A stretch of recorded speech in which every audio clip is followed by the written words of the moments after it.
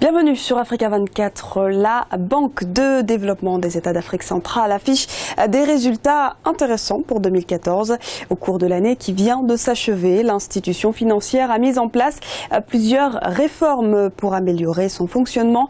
Son capital passe de 210 à 1200 milliards de francs CFA, de quoi financer en toute quiétude des projets structurants dans la sous-région pour l'année 2015.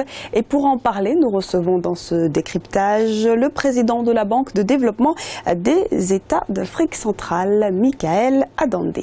Monsieur le Président, bonjour. Quel bilan faites-vous de l'année 2014? On parle de réformes au sein de la Banque. De quoi s'agit-il exactement? Merci de me donner l'occasion de parler un peu des activités de la Banque, qui est en plein essor, en plein développement. Effectivement, on parle de réformes simplement parce que la Banque doit se remettre en cause tout le temps.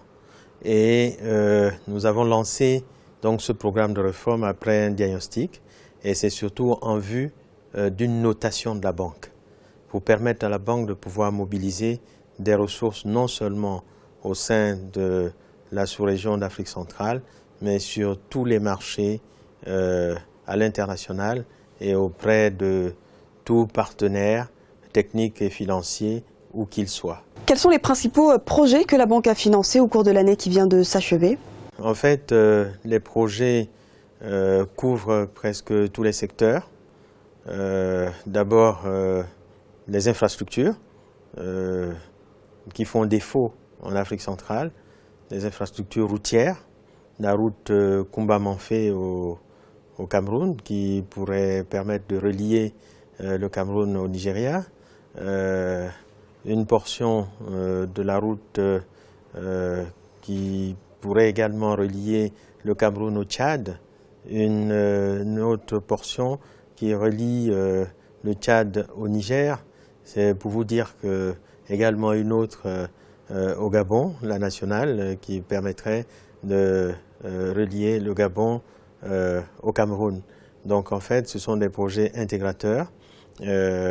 Il y a des projets dans l'agro-industrie, il y a des projets qui touchent la transformation du bois, il y a la SNBG au Gabon, il y a l'Ikwala Timber au Congo, il y a des études de faisabilité qui concernent la filière porcine et avicole au Gabon, et ces études-là pourraient être permettre de mettre également les mêmes infrastructures en place dans les autres pays de la CEMAC.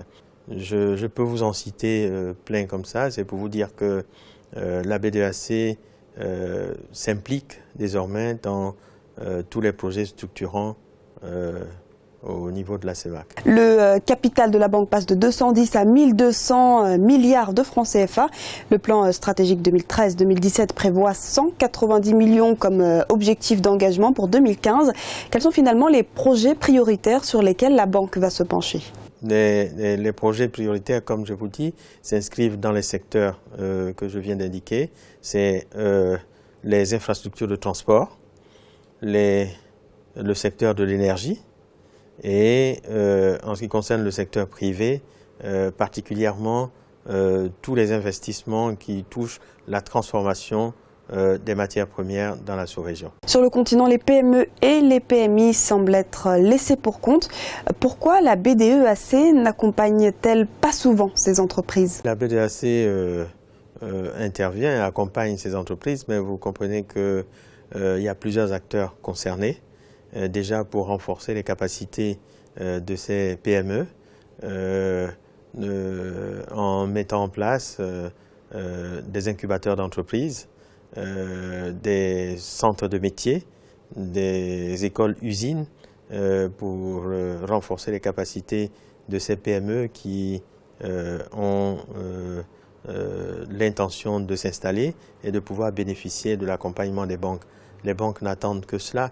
Et la banque participe à la réflexion qui pourrait déboucher à la création, la promotion des sociétés à capital risque, des sociétés de crédit bail, pour pouvoir répondre aux préoccupations, aux attentes des petites et moyennes entreprises, petites et moyennes industries dans la sous-région. Quel est le rapport que la banque entretient avec les différents États de la CEMAC? La BDAC est l'instrument et l'institution dédiée des États. Donc les relations sont très bonnes.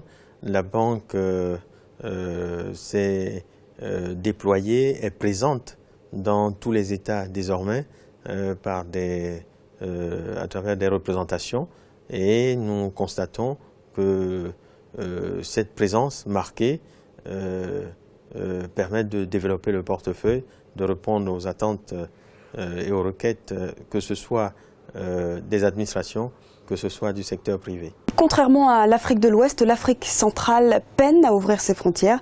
Votre institution s'est fixée comme objectif d'accompagner cette intégration. Comment allez-vous vous y prendre?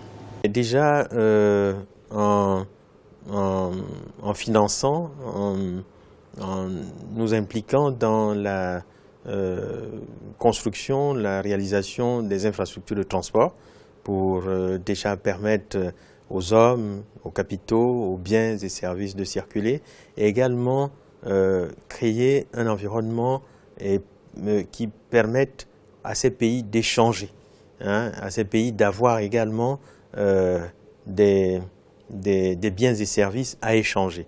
Aujourd'hui, ce n'est pas le cas. Nous avons des économies qui sont complètement extraverties, tournées vers les pays industrialisés et avec très peu d'échanges entre nous-mêmes, alors que nous avons du potentiel, nous avons une diversité, nous avons des avantages comparatifs qui peuvent déclencher un commerce intrazone assez intense.